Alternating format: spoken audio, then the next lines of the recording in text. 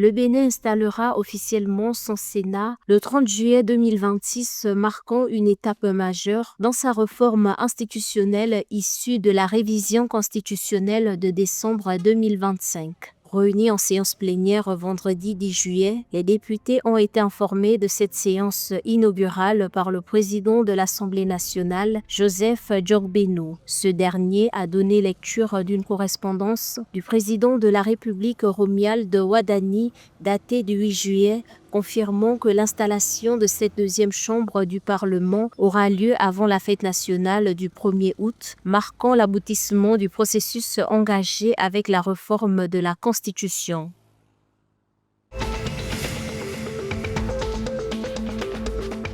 Le Togo a levé le 10 juillet 2026 26,5 milliards de francs CFA sur le marché financier de l'UMOA via des obligations assimilables du Trésor, dépassant son objectif initial de 25 milliards de francs CFA. Selon les résultats officiels, l'émission a attiré 46,7 milliards de francs CFA de soumission globale, soit un taux de couverture de 186,85%.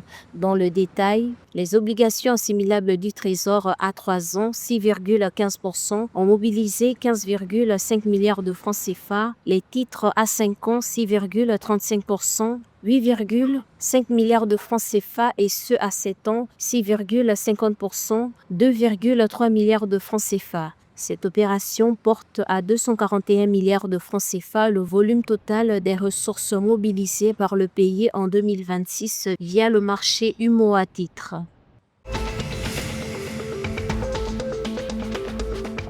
Pour réduire de plus de 50% sa dépendance aux importations d'électricité, le Burkina Faso développe à Ouagadougou, la capitale, une centrale thermique de 119 MW. Prévue pour 2027, cette infrastructure sera la plus grande installation de production électrique du pays.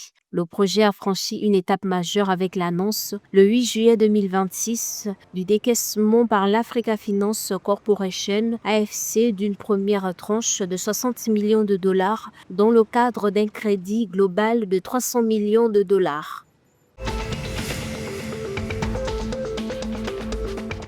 Les forces armées maliennes ont annoncé le 9 juillet 2026 avoir neutralisé une centaine de terroristes lors d'une opération menée à Anéfi et Trabicha contre des groupes affiliés à Al-Qaïda. Selon l'état-major général, le bilan de ces interventions menées avec leurs partenaires fait état de 13 frappes aériennes, 6 véhicules de combat et un pick-up détruit. Depuis 2012, le Mali fait face à une crise sécuritaire persistante liée aux groupes armés affiliés à Al-Qaïda et à l'État islamique, ainsi qu'aux revendications indépendantistes dans le nord du pays.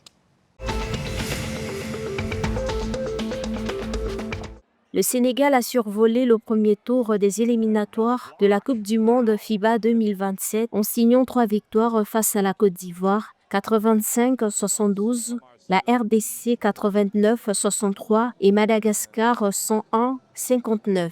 Les hommes de Desagana Diop se rapprochent de la qualification grâce à Branco Badio, élu MVP de ce premier tour. L'arrière de 27 ans s'est montré époustouflant avec 23 points, 9 rebonds et 6 passes lors du premier match avant d'enchaîner avec 22 points, 8 rebonds et 7 passes au second.